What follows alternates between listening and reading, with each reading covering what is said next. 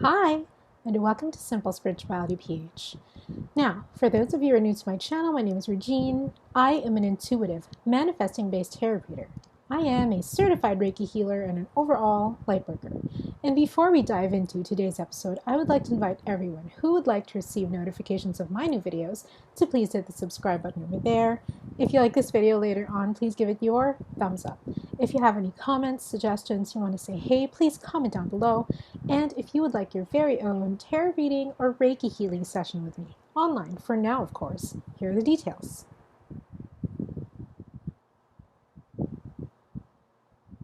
Alrighty, so let's get to the meat of the video. Now, today we're going to be continuing. Sorry, I had just done my nails and I wasn't sure if the cards cut the nail polish. But anyway, we are going to continue the series, the Beyond Tarot series, with the last time we did it, it was the Ace of Wands and the Ace of Cups. So following that, we are now going to be doing the Ace of Swords, or rather the Ace of Air, as you will see in Call It Baron Reed's tarot deck. Let me just get the cards up. Now, by now you may already have noticed that whenever it comes to different kinds of decks, there are also different kinds of interpretations, and this will be true for all the decks that you will come across in your tarot reading life. A lot of people find that some decks resonate with them so much more, and it's so much easier for them to read. And other people might find, difficult decks easy, or some people might find, easy decks difficult and stuff like that. But basically, you will always be able to find a different kind of interpretation for every deck that you come across and for every question that you come across. Because in reality, really, the message of the cards all depend on what the question is and where the querent wants to go. And so this is just kind of like a sneak preview, or kind of like a sharing, if you will, of how I actually interpret them, if you've been following this series so far. And if you hear a swooshing sound, that's my electric fan. It is 1,000,000 degrees hot again here in the Philippines. Please bear with me. You can see my hair just flying everywhere. It's so extremely hot. All right. What were we doing? We were doing the Ace of Swords, right? The Ace of Swords. So I have it here now. I have the Ace of Swords. So this is your standard Rider-Waite Ace of Swords. Usually when it comes to the Ace of Swords, it is all about the mental things that you have, your mental capacity, the thoughts that you have, your imagination, hard decisions that you make, everything that has to do on a purely mental level. All right, so this is what it looks like, and as you can see, it's very hopeful. The theme for the Ace of Swords on a traditional Rider-Waite looks very hopeful. It is very strong, strong-willed, strong-minded kind of energy, that kind of vibe going on. Very powerful as well, as if it was really you who made this decision, who made this thought. And it's true, because we're the only people responsible for our own thoughts, right? So that is the kind of energy that the regular Rider-Waite has. Now, when we go on to the Good Tarot by Call It Baron Reed, let's do a side-by-side comparison. You actually get a softer version of air. Suddenly, you get a lightness, literally air. That's the reason why I'm guessing to think that Call It Baron Reed actually named the swords as air, right? Because literally there is something that you need to, there's a certain lightness to it when it comes to your thoughts and all of the other things that you think about, all the decisions that you have to make, all of the mental capacity kind of things that you need to be engaging yourself with. And it also comes with the freedom of imagination. Here, it's very restrictive, as you can see in the side-by-side comparison. with the traditional tarot, traditional Rider-Waite tarot, you can see that there is a very restrictive kind of energy, a very powerful kind of putting my foot down kind of energy. But when you go here, it's very flighty, it's very relaxed, it's very open to the imagination. Now, another side-by-side with, let me check the Prism, here we go. The Prism Tarot. Again, we move forward from having that very initial decision, putting your foot down, to thinking about the possibilities about it, and even going further than that, going forward to the position where, yes, it's a new idea, but you've already succeeded in it. There is a kind of celebration, a joyous celebration that's going on, a victorious kind of celebration that's going on, compared to this card where you're just kind of exploring the possibilities, the possibility of newness, right? This also depicts a new kind of energy, but at the same time, it's almost as if it's not even an issue. It's almost like how do I say this? In manifesting terms, it's what Neville Goddard says, kind of like living in the end. You're already victorious about your decision. You know that that decision is going to bring you towards a victorious outcome. And you're already living in that victorious outcome.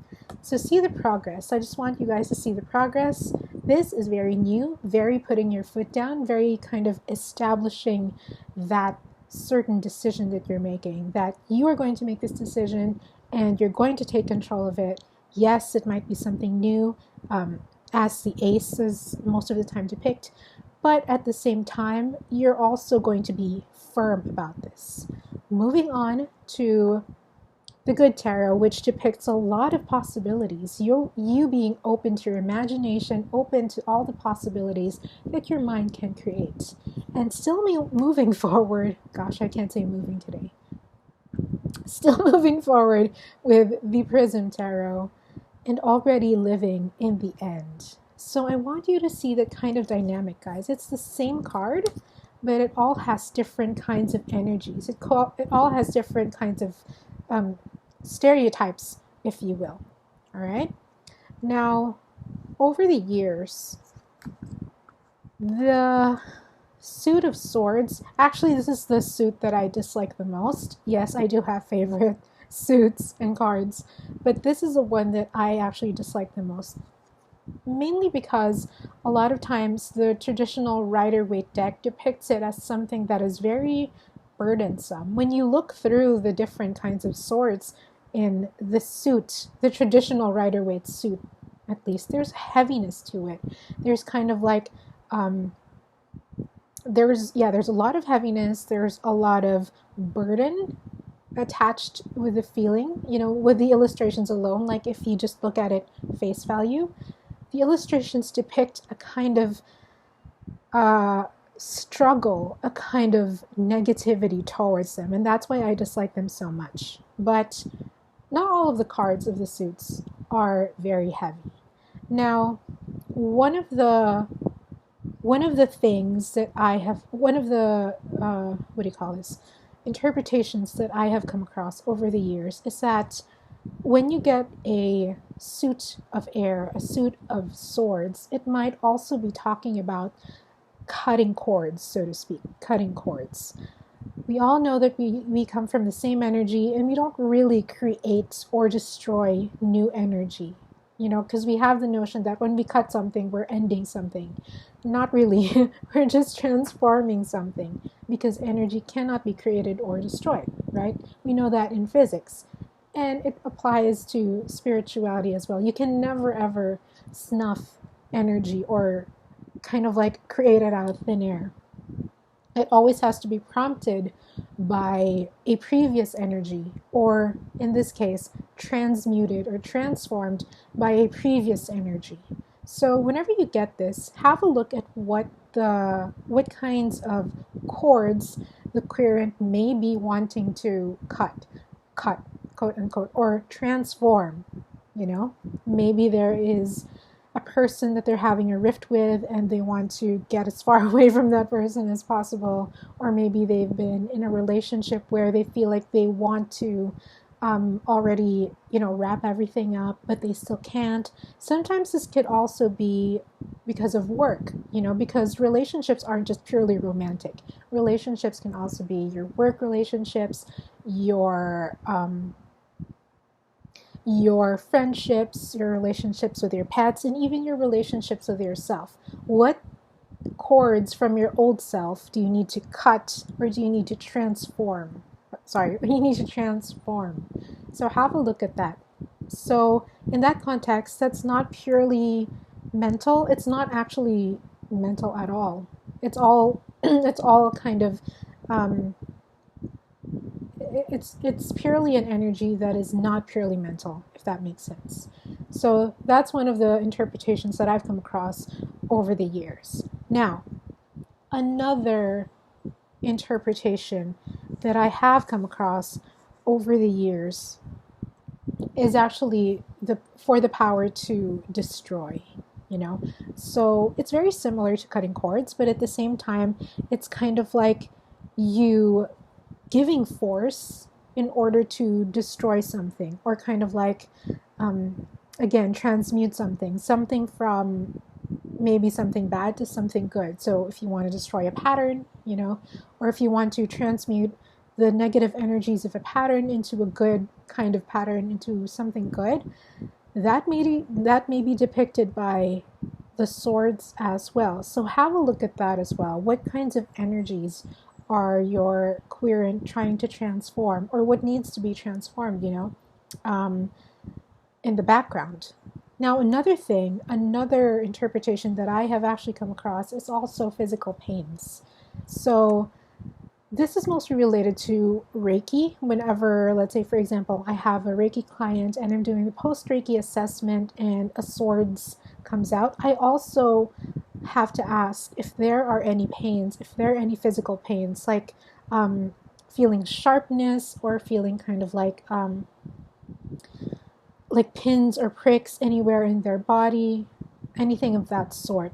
So don't overlook that aspect as well. Just because traditionally the sword suit means something mental, or something done on the mental level, doesn't mean that it is limited to that. And so yeah, those are the 3 interpretations which I've come across these past couple of years that I have been reading tarot. And as always, I just want you to see that it is all the same card. Ace of Swords, Ace of Swords, Ace of Swords. They are all the same card, and yet they have so many different interpretations to them. They open up so many messages for yourself and your queer. So yeah, I hope this was inspiring. Very short and simple. If you like this video, please give it your thumbs up. If you have any comments, suggestions, you want to say hey, or you want to share your own interpretation, comment down below. If you would like to receive notifications of my new videos, please hit the subscribe button over there. And if you would like your very own tarot reading or Reiki healing session with me, of course, here are the details.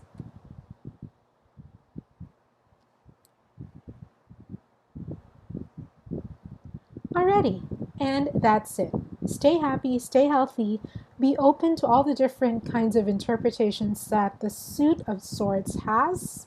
And yeah, ciao for now. Bye guys.